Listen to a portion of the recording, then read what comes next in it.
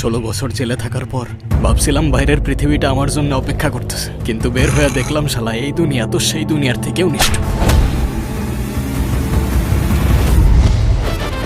হয় শিকার হইতে হয়, নয় শিকার।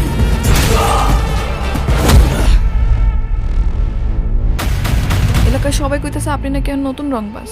সবাই আপনার লগে কথা কইতে ভয় পায়, তাকাইতে ভয় পায়। তাহলে আমি কোন সাহস নিয়ে কথা কমবো? তাহলে বলিস না, 16 বছর পর আমি আমার মায়ের সামনে গিয়া দাঁড়াইছিলাম। 16 বছর পর আমার মা আমার একবারও ঘরের ভেতরে যাইতে বলে নাই।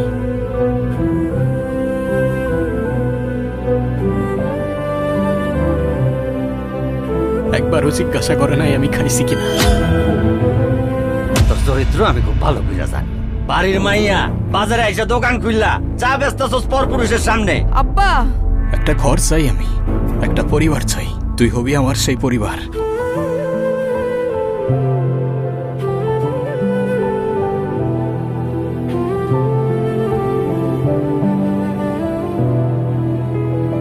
ও আচ্ছা, তাইলে তুই এই বুদ্ধি নিয়ে এই বাড়িতে আইছিস? নিজের জীবন নষ্ট কইরা এখন ওর জীবনের পিছনে লাগলি? এই এলাকাটা আমাদের জন্য একটা গোল্ড মাইন।